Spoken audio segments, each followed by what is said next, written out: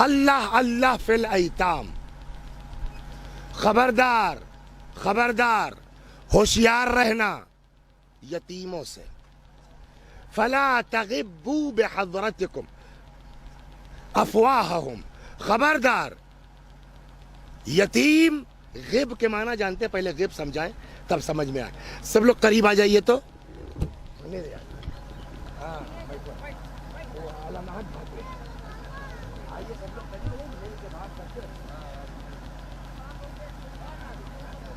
بیٹھو آرام سے، 15 منٹ بچا ہے.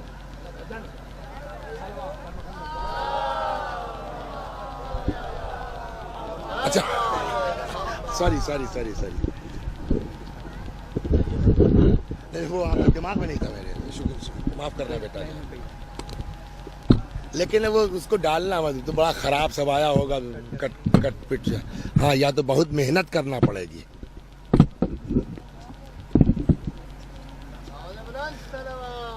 اس کو سنیے آپ، تو بہت لمبا نہیں کھینچوں گا. میں وصیت کرتا ہوں تم لوگوں کو تقوی کی.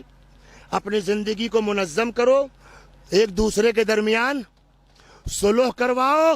اللہ اللہ فی الایتام، خبردار خبردار ہوشیار رہنا یتیموں سے. فلا تغبوا افواہہم، غب جانتے ہیں پرانے زمانے میں کیا ہوتا تھا؟ ہینڈ پمپ تو ہوتا نہیں تھا دروازے دروازے، تو جانور کو پانی کیسے پلاویں؟ دریا پہ لے جاتے تھے. تو جانوروں میں سب سے زیادہ پیاس جو برداشت کر سکتا ہے وہ کون سا جانور ہے؟ اونٹ. تو معلوم ہوا صاحب گھر یہاں ہے اور وہ کیا کہتے ہیں نہر ہے ٹانڈا کے اس پار، تو روز لانا لے جانا.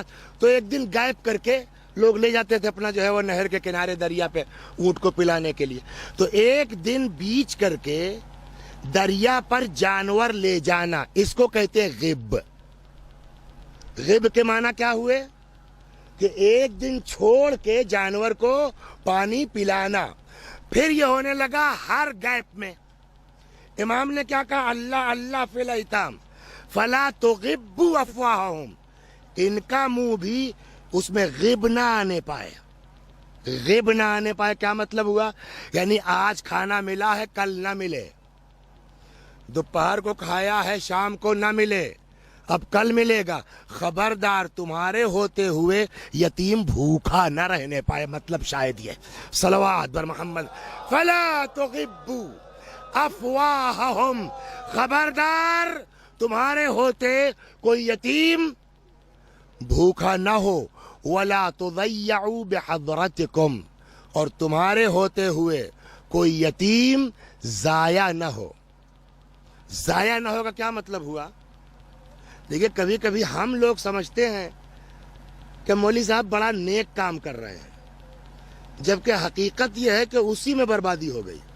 مثلا وسیع حسن صاحب کے خاندان میں کوئی بیچارہ تھا، جوان انتقال ہو گیا، اتنے بڑے بڑے بچے تھے. وسیع حسن صاحب بڑے مومن اللہ والے، کیا ہے 2000 روپیہ مہینہ اپنی تنخواہ سے دینے لگے. یہاں تک تو ٹھیک ہے.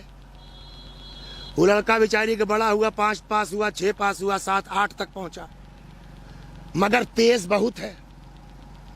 انہوں نے کیا کیا؟ وسیع حسن صاحب نے بلایا اس کو، خندنی ایک تجربہ کیا کہ بابو 8 کہہ لیو، ہاں اب دیکھو اب کیسے کیا چلے گا. ایک کام کرو، ڈرائیوری سیکھ لو اور ہم تم کو دیتے ہیں 2 لاکھ روپیہ، ایک تو ای رکشہ خرید لو. دنیا کیا سمجھے گی؟ بہت مومن آدمی ہے وسیع حسن صاحب. 2 لاکھ روپیہ دے کے اس کو جو ہے رکشہ خریدوا دیا. اب ماشاءاللہ پیٹ بھر کے کھا رہا ہے. لیکن دین کیا کہہ رہا ہے؟ اگر تم نے 2 لاکھ نہ دیا ہوتا اس کو، 10 20 ہزار خرچ کیے ہوتے، انٹر کر لیتا، BA کر لیتا، ہو سکتا ہے کل کو IAS نکل جاتا، قوم کا ایک سرمایہ ہو جاتا. تمہارے 2 لاکھ کی وجہ سے ڈرائیور ہو کر کے ختم ہو گیا. اللہ اللہ فی الایتام، خبردار تمہارے ہوتے ہوئے کوئی یتیم برباد نہ ہونے پائے.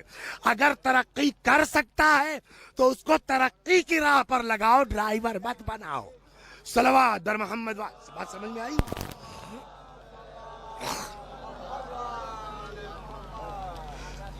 کیا نام ہے اس گاؤں کا؟ چھوڑیے، اس ضلع کا امبیڈکر نگر.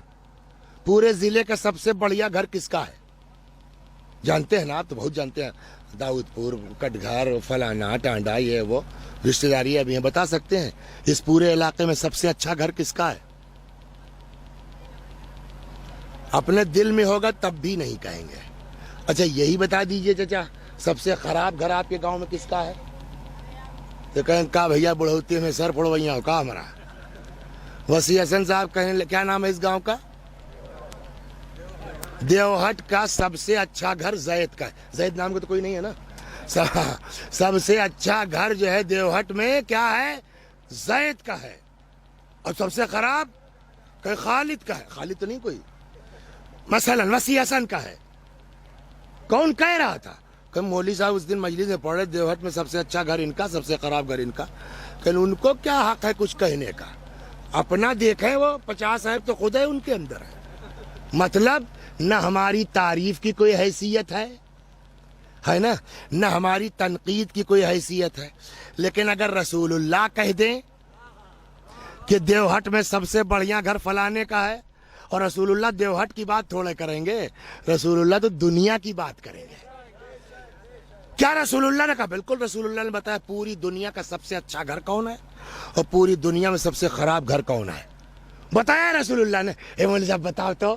میں نے کہا سنو, پیغمبر نے فرمایا خیر بیوتکم بیتن, تمہارے گھروں میں سب سے اچھا گھر وہ ہے فیہ یتیم یحسن الیہ, جس میں کوئی یتیم ہو اور اس کے ساتھ اچھا برتاؤ ہو رہا ہو.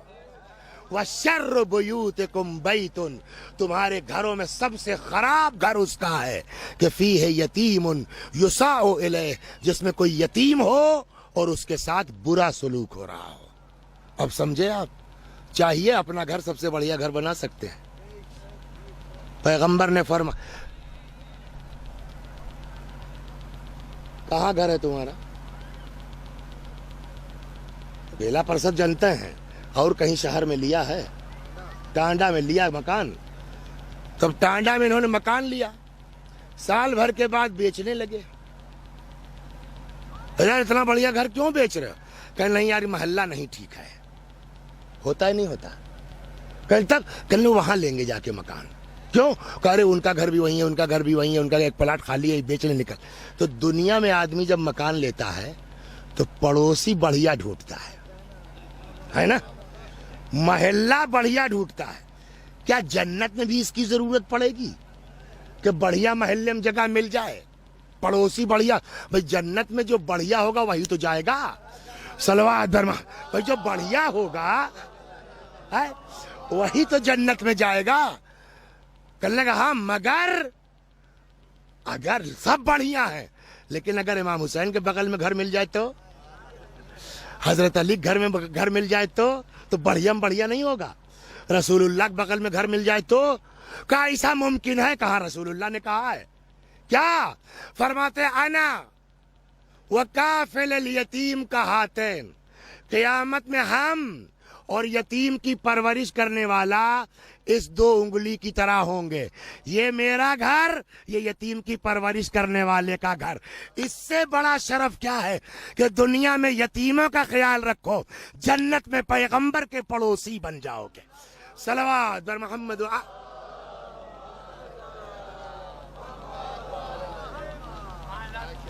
لڑکے شرارت کر رہے تھے, یہ بہت دل کی بات ہے.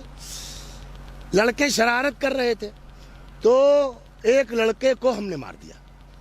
بھوں بھوں روتا ہوا گیا. وہ بغل میں تھوڑی دور میں دھوبیانہ ہے, وہاں سے جو ہے وہ اس کا باپ جو ہے مار دیا. تو آیا کہ مارے. اب ہم اکیلے بیٹھے دروازے پر. اب وہ تو لڑکوا کو کیا پتا, وہ اپنا دکھا رہا ہوں. چلا گیا. آیا کیوں تھا؟ کون ہے بے ہمارے لڑکا کیا مارے؟ یہی کہنے تو آیا تھا نا. اللہ کرم ہے کہ صاحب چلا گیا جو ہے بیچارہ. یہ خالی آج کے لوگ نہیں ہیں. اگر میں آپ کو بتاؤں کیسا لگے گا آپ کو, اگر کسی نے یتیم کو رلایا تو حدیث کہتی اللہ اسی طرح پوچھتا ہے, کون ہے بے کس نے ہمارے اس بندے کو رلایا ہے کہ جس کے باپ کو میں نے بچپنے میں اٹھا لیا ہے. یہ لہجہ معمولی نہیں ہے, یعنی اس کا مطلب یہ لہجہ کس نے میرے بندے کو رلایا؟ یعنی خدا ناراض ہے نا. اور جب خدا ناراض ہو جائے نماز کام آئے گی؟ روزہ کام آئے گا؟ وہ ناراض ہے، چاہے جتنا کرو. اور کب ناراض ہوا کہ یتیم کو کس نے رلایا؟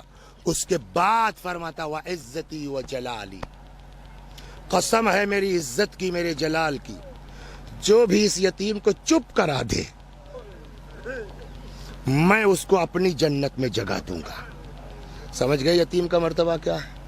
اگر کوئی ترحما لہ، پیار سے یتیم کے سر پہ ہاتھ پھیر دے. دو روایتیں ہیں، ایک میں ہے جتنا اس ہاتھ کے نیچے بال آئے گا نا اتنی نیکی لکھی جائے گی، گن سکتے ہیں. ایک روایت میں ہے کہ جتنا بال آئے گا نا اتنی روشنی قیامت میں اس کو عطا کی جائے گی. یہ ہے یتیم. بس تمام کر دیا میں نے.